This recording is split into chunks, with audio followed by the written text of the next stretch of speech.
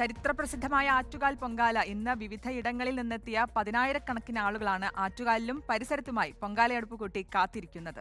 രാവിലെ 10 മണിക്ക് ശുദ്ധപുണ്യാഹം നടത്തിയ ശേഷമാണ് പൊങ്കാലയുടെ ചടങ്ങുകൾ നടക്കുക. 10:30 ശ്രീകോവിലിൽ നിന്ന് കൊണ്ടുവരുന്ന ദീപം ഉപയോഗിച്ച് ക്ഷേത്രത്തിലെ പണ്ടാര അടുപ്പിൽ തീ പകരും. പിന്നീട് ഇത് ലക്ഷക്കണക്കിന് അടുപ്പുകളിലേക്ക് എത്തും. ഉച്ചയ്ക്ക് 2:30-ക്കാണ് നിവേദ്യം അർപ്പിക്കുന്നത്. നിവേദ്യ സമയത്ത് വായുസേനയുടെ 3 വിമാനത്തിൽ നിന്ന് പുഷ്പവൃഷ്ടിയും നടക്കും. പൊങ്കാലയുടെ ഓരോ നിമിഷവും പ്രേക്ഷകരിലെത്തിക്കാൻ റിപ്പോർട്ടറിന്റെ ടീമും സജ്ജമാണ്. ആറ്റുകാൽ ക്ഷേത്ര പരിസരത്ത് നിന്നും സുനിഷ അയ്യല്ലൂർ, ഒപ്പം ആഷ്ന, അഞ്ജു ജയപ്രകാശ് ഉണ്ട്, ഒപ്പം PR പ്രവീണയുണ്ട്, സ്വാതി രാജീവുണ്ട്, ശരത്തുമുണ്ട് സെക്രട്ടേറിയറ്റ് മുൻവശത്ത് നിന്ന്. അങ്ങനെ പൊങ്കാല പുണ്യത്തിലേക്ക് പോവുകയാണ് തലസ്ഥാന നഗരി. ആദ്യം സുനിഷ അയ്യലൂരിലേക്ക്. സുനിഷ, ആറ്റുകാലിൽ ഇപ്പോൾ ഭക്തജനസാഗരമായിരിക്കുമെന്ന് ഉറപ്പാണ്. എന്താണ് അവസാനവട്ട ഒരുക്കങ്ങൾ?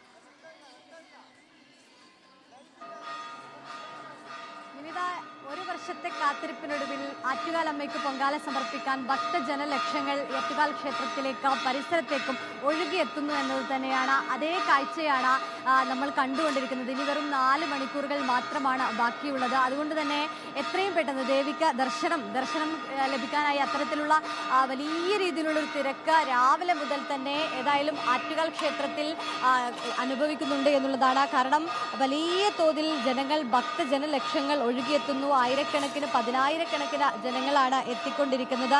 ഇനി വെറും മണിക്കൂറുകൾ മാത്രമുള്ളൊരു കാത്തിരിപ്പാണ്. അതിനു മുന്നേ ദേവിയെ ഒന്ന് തൊഴുക എന്ന് തന്നെയായിരിക്കാം ഭക്തജനങ്ങളുടെ ഈ തിരക്കിന്റെ കാരണം. ഏതായാലും രാവിലെ സൂചിപ്പിച്ചതുപോലെ തന്നെ രാവിലെ 10 മണിക്ക് ശുദ്ധപുണ്യാഹത്തിന് ശേഷമാണ് പൊങ്കാലയുടെ ചടങ്ങുകൾ ആരംഭിക്കുന്നത്.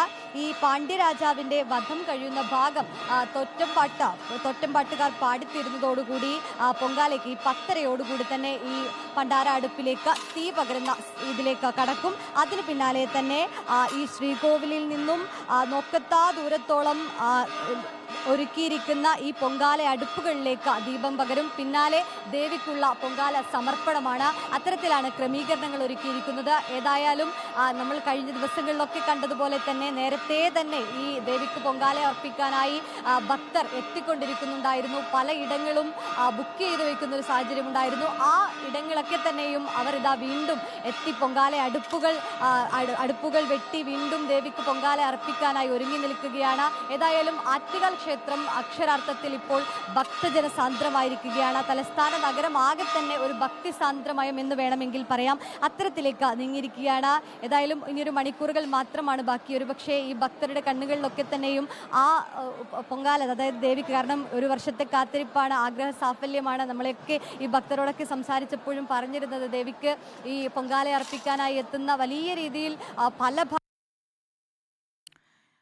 അനേകം പേരാണ് എത്തിക്കൊണ്ടിരിക്കുന്നത്. സുനിഷ അമ്പലത്തിൽ നിന്ന്, ക്ഷേത്രത്തിൽ നിന്നാണ് റിപ്പോർട്ട് ചെയ്യുന്നത്. നമുക്കൊപ്പം അഷ്നയുണ്ട്. അഷ്ന പരിസരത്ത് നിന്ന്, ക്ഷേത്ര പരിസരത്ത് നിന്ന് തന്നെ അഷ്നയും ചേരുന്നുണ്ട്. അഷ്ന, ഇപ്പോൾ നല്ല തിരക്കാണ്, നമ്മൾ ദൃശ്യങ്ങളിൽ കാണുന്നുണ്ട്. വലിയ തിരക്ക് തന്നെയാണ് അനുഭവപ്പെടുന്നത്. ഇന്നലെ രാവിലെ മുതൽ തന്നെ ഈ ഒരു തിരക്ക്, ആളുകൾ എത്തിക്കൊണ്ടിരിക്കുന്ന തിരക്കും ഒക്കെ നമ്മൾ കണ്ടിരുന്നു. ഇപ്പോൾ അഷ്ന നിൽക്കുന്നത് ഈ ക്ഷേത്ര പരിസരത്താണെന്ന് മനസ്സിലാക്കുന്നു. അവിടെ എങ്ങനെയൊക്കെയാണ്, എന്തൊക്കെയാണ് അവിടെ നിന്നുള്ള കാഴ്ചകൾ, ഒപ്പം എന്താണ് അവിടെ നിന്ന് റിപ്പോർട്ട് ചെയ്യാനുള്ളത്? ശ്രുതി, വിനിത, വെരി ഗുഡ് മോർണിംഗ്. പറഞ്ഞതുപോലെ തന്നെ വലിയ ഭക്തജന തിരക്കാണ് ഈ ഒരു ക്ഷേത്ര പരിസരത്ത് മുഴുവൻ അനുഭവപ്പെടുന്നത്.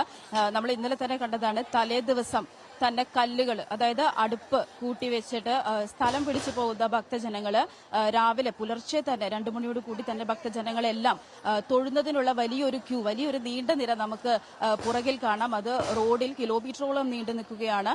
ഈ ഒരു ദേവിയെ കണ്ട് തൊഴുതതിനു ശേഷമാണ് ആറ്റുകാൽ പൊങ്കാലയ്ക്ക്, അതായത് നിവേദ്യം ഉണ്ടാക്കാൻ ഭക്തജനങ്ങൾ അവരുടെ അടുപ്പുകൾ വെച്ചിരിക്കുന്ന ഭാഗത്തേക്ക് എത്തുന്നത്.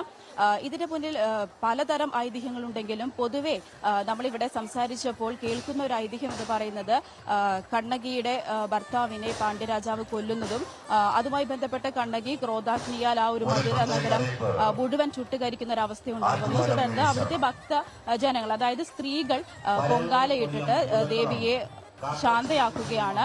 അതിനുശേഷമാണ് ഈ ഒരു ദേവിയെ ശാന്തയാക്കി അന്നപൂർണേശ്വരിയാക്കിയിട്ട് ഇവിടെ കുടിയിരുത്തിയിരിക്കുന്നത്. ഈ ദേവിയുടെ ഒരു അംശം കൊടുങ്ങല്ലൂർ ഭഗവതി ക്ഷേത്രത്തിലുമുണ്ട്. വളരെ ഭക്തിസാന്ദ്രമായ ഒരു അന്തരീക്ഷമാണ്. ഏറ്റവും എടുത്തു പറയേണ്ടത് ഇവിടുത്തെ ക്യൂ ആണ്. കാരണം ഈ രാവിലെ തൊഴുതതിന് ശേഷമാണ് ഇവർക്ക് പൊങ്കാല ഇടാൻ ഇങ്ങോട്ട് എത്തിച്ചേരേണ്ടത്. രാവിലെ 10 മണിയോടെയാണ് ഈ ഒരു പൊങ്കാല ചടങ്ങുകൾക്ക് തുടക്കമാവുക. ശുദ്ധ പുണ്യാഹത്തോട് കൂടിയിട്ടാണ്.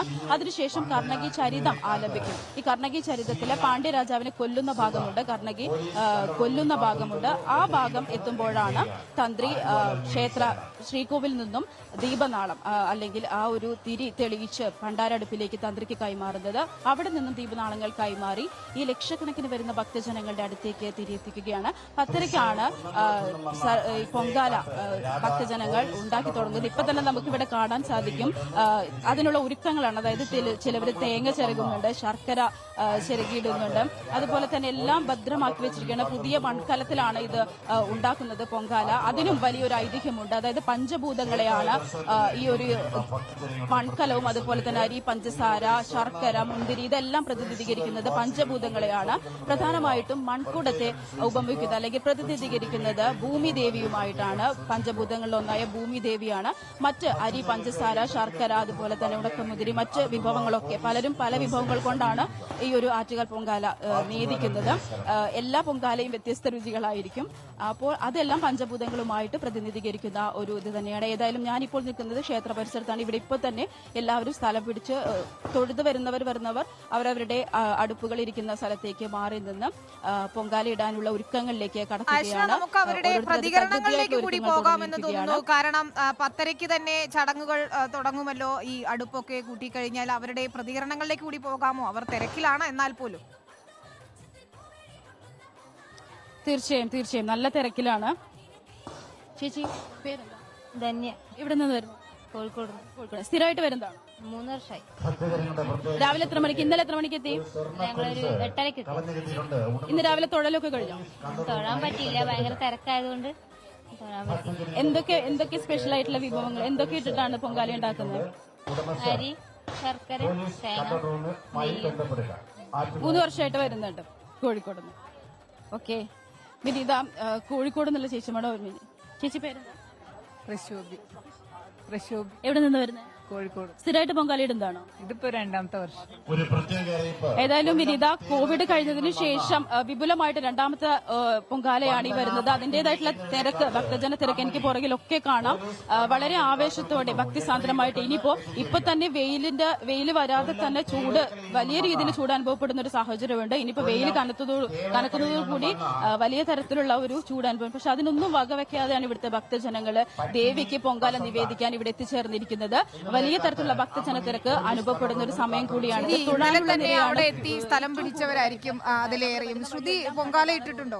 ഞാൻ പൊങ്കാല ഇട്ടിട്ടില്ല, പക്ഷെ റിപ്പോർട്ട് ചെയ്യാൻ പോയിട്ടുണ്ട് ഒരു വർഷം. പക്ഷെ ഇത് പൊങ്കാല ഇട്ട ഒരാളിപ്പോ നമുക്കൊപ്പം ചേർന്നിട്ടുണ്ട്. അതെ. ആര്യ എങ്ങനെയുണ്ടായിരുന്നു പൊങ്കാല ഇട്ട അനുഭവം?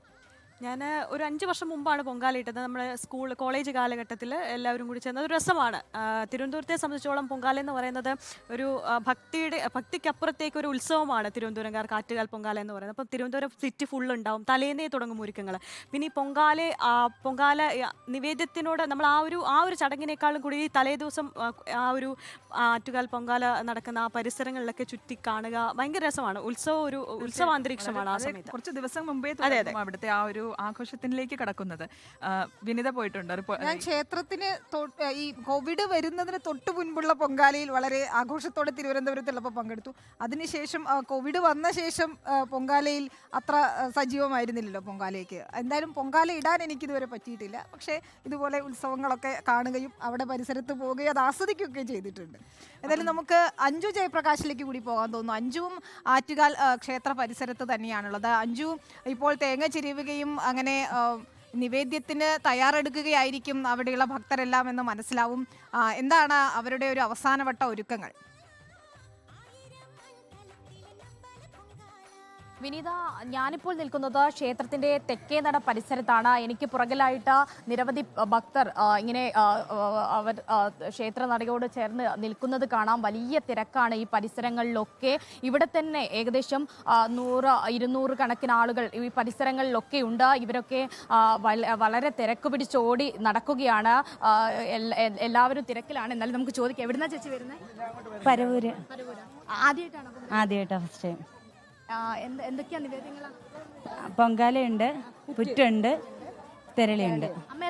അമ്മ എല്ലാ കൊല്ലവും വരും, 50 കൊല്ലം വരെ. അമ്മ 8-10 കൊല്ലം കൊണ്ട് ഞാൻ വരുന്നു. ഇപ്പം എത്ര മണിക്ക് എത്തി ഇവിടെ? 4 മണിക്കുള്ള ട്രെയിൻ വന്നു ഞങ്ങളിവിടെ.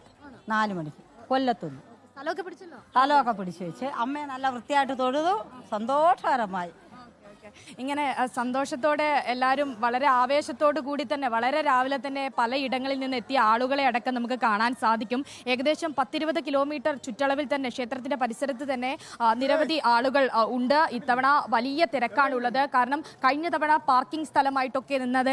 ഇവിടെ ഒരു ചെറിയൊരാളുണ്ട്. ഹലോ ഹലോ ഹലോ,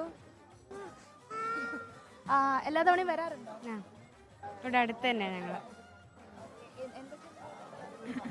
പായസം ഉണ്ടാക്കും. അതെ, ഫസ്റ്റ് തന്നെ. ഇങ്ങനെ ഈ പരിസരത്തുള്ള ആളുകളൊക്കെ ഉണ്ട്. ഇത് കുറെ ചേച്ചിമാരൊക്കെ ഇവിടെ ഉണ്ട്. എവിടുന്ന് വരിക? ഞങ്ങൾ തിരുവട്ടാറ്. ആദ്യമായിട്ടാണോ? അതെ, ഇല്ലില്ല, മുമ്പ് വന്നിട്ടുണ്ട്. എവിടെയാ പൊങ്കാല അടുപ്പൊക്കെ? ഞങ്ങൾ അവിടെ കാലടി. എന്തൊക്കെയാ നിവേദ്യങ്ങളാ? പായസം, തിരളി, മഞ്ഞപ്പൊങ്കൽ എല്ലാം ഉണ്ട്. അങ്ങനെ വിഭവങ്ങൾ, വ്യത്യസ്ത തരമായിട്ടുള്ള വിഭവങ്ങൾ അടക്കം അതൊക്കെ തയ്യാറാക്കാൻ ഉള്ള വ്യത്യസ്ത തരങ്ങളായിട്ടുള്ള വിഭവങ്ങൾ. ഒപ്പം തന്നെ ഈ കനത്ത ചൂട്. ഇനിയിപ്പോൾ ഈ സമയം ഇതുപോലെ ആയിരിക്കില്ല, അല്പം കഴിഞ്ഞു കഴിഞ്ഞാൽ. രാവിലെ ഒരു 10:30 ഈ അടുപ്പ് വെട്ട് ചടങ്ങ് ആരംഭിച്ച തൊട്ട് പിന്നെ ഉച്ചയ്ക്ക് ഒരു 2:30 വരെ പൊങ്കാല നിവേദ്യം നടക്കുന്ന സമയം വരെ ഈ സമയങ്ങളിലെല്ലാം കനത്ത ചൂടിന് സാധ്യതയുണ്ട് ഈ പരിസരങ്ങളിലൊക്കെ. ഇത്തവണ പാർക്കിംഗ് ഗ്രൗണ്ടുകളിലടക്കം വലിയ തരത്തിൽ പൊങ്കാല അടുപ്പുകളൊക്കെ കണ്ണത്താ ദൂരത്തോളം നിരന്നു കഴിഞ്ഞിരിക്കുകയാണ്. ഈ പ്രാർത്ഥനയോടുകൂടി ഭക്തസാന്ദ്രമായി നടക്കുന്ന സ്ത്രീജനങ്ങളെ വളരെ ഒരു കൂട്ടായ്മയോടെ വളരെ ആവേശത്തോടു കൂടി രാവിലെയൊക്കെ എത്തിയിട്ടുള്ള. എവിടുന്ന് വരിക ചേച്ചി? ഇവിടുന്ന് കരമന. രാവിലെ തന്നെ എത്തിയോ? എത്തി. എവിടെയൊക്കെ സ്ഥലം പിടിച്ചോ? പിടിച്ചു. എല്ലാം തുടങ്ങിയോ? എന്തൊക്കെ തയ്യാറെടുപ്പുകളൊക്കെ തുടങ്ങി? കൂടെ ആരൊക്കെ ഉള്ളത്? മോള്, മരുമോളൊക്കെ ഉണ്ട്. എല്ലാ തവണയും വരാറുണ്ട്? എല്ലാ തവണ വരാറുണ്ട്. എന്താ ആഗ്രഹം വെച്ചിട്ടാ? അമ്മ ആഗ്രഹം എന്ന് പറഞ്ഞാൽ നമ്മള് എപ്പോഴും തുണയുണ്ട് അമ്മ. അതാണ് സന്തോഷം.